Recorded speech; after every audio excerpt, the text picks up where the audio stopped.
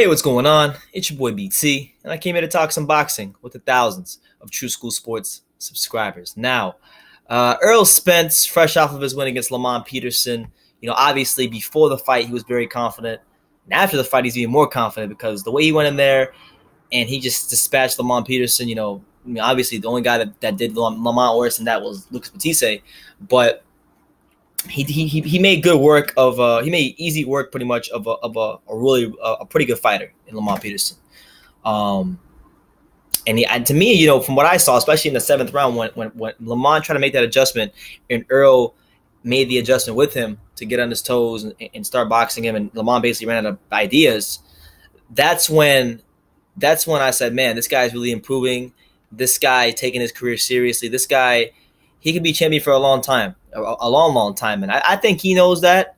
I think promoters know that. I think his counterparts know that as well. That's why after the fight, here's what he had to say about in regards to just because he's going to be in a position where it's going to be hard for him to get the fights he wants. But he sent a message to his colleagues in the welterweight division. He said, I quote, you're going to get hit.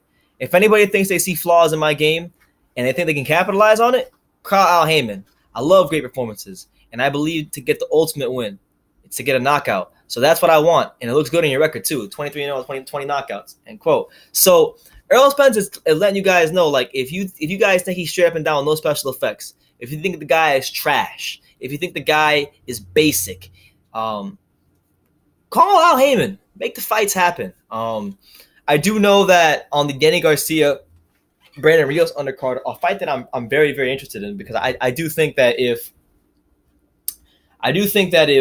once Earl gets past his mandatory fight against Carlos Ocampo, if that's what comes to fruition, I don't think he's going to be able to fight Pacquiao or Crawford or any one of those top guys. I just think all that's hearsay. I think a more realistic opponent will be the winner of the fight on the Garcia Rios undercard, which I think is Ray Robinson versus Yordenis Ugas. Now, this is not a fight that many people are talking about, but this is a good little fight.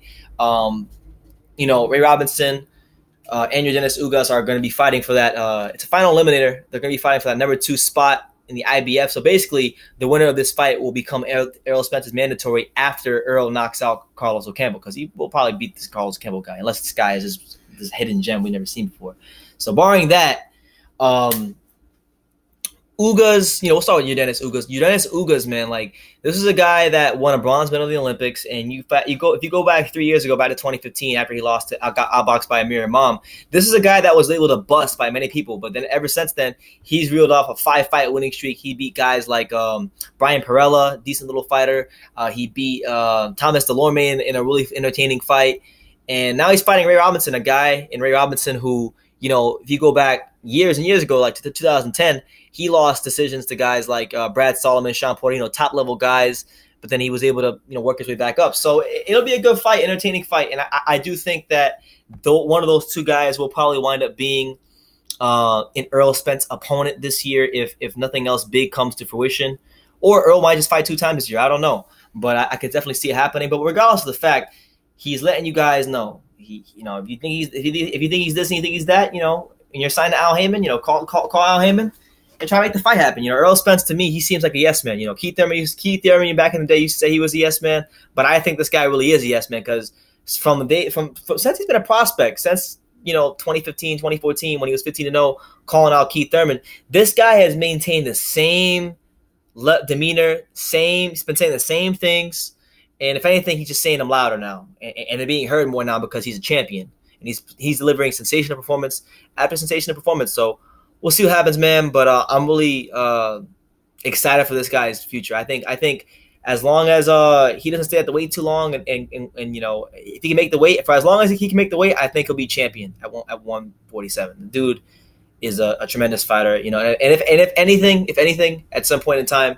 if he builds his name up a little more, I would really like to see him fight Manny Pacquiao. I think Errol Spence would deserve a fight like that, but I don't think it's going to happen. But let me know what you guys think, man. Errol Spence basically calling you guys out, calling the welterweight division out, saying if you got any problems, call Al Haymon. And who knows, man? I could see Danny Garcia, maybe if Danny Garcia looked good in his next fight and he retires Brandon Rios like many people expect him to do, then that could be a fight they look into. I think with Danny Garcia in his career has shown regardless of what you think about him, because believe you me, I have strong opinions on Danny Garcia, but believe you me, um, he's showing a good chin. If you go back and you watch the Thurman fight, Thurman was clipping him with some real hard shots. Shots that would have put most fighters down, and he was able to hang tough. And this is not to say that Keith Thurman can punch as hard as Errol Spence, but Danny's got a great chin. Never been knocked down. Could he do some things better in his skill set? Yeah, I think he could throw his jab a lot more. I think he's got a decent jab. He just don't throw it. I think if he got rid of his dad, he could probably evolve a little more as a fighter. But with his timing and his counterpunching and just a chin and the durability he has, I think that would be an interesting fight for Errol later on in the year if Thurman or Crawford or Porter or none of those type of names come to fruition. Danny Garcia might be a fight he wants looked into. So the way I see it, there's only 3 opponents that he's going to fight, excluding his IBF mandatory in May or June. It's going to be Dennis Ugas, Ray Robinson, or Danny Garcia. It'll be one of those 3 fighters, I think. But I could very well be wrong. Things change in boxing all the time. But you guys out there in the boxing world, the boxing fans, the consumers, the people who out there who watch the fights, man, like what do you guys think? Who do you think Errol Spence will fight after he knocks out his mandatory? And just let me know what you think about, some potential opponents. Who do you think realistically he should fight for the end of the year? Because you already know he's not going to fight Keith Thurman or Terrence Crawford this year. That's out the question. So let's not even go there. Let me know what you guys think in the comments down below. Take the time to subscribe, and you can love me or you can hate me, but I'm just a kid from Daniel. So until next time, take care, guys.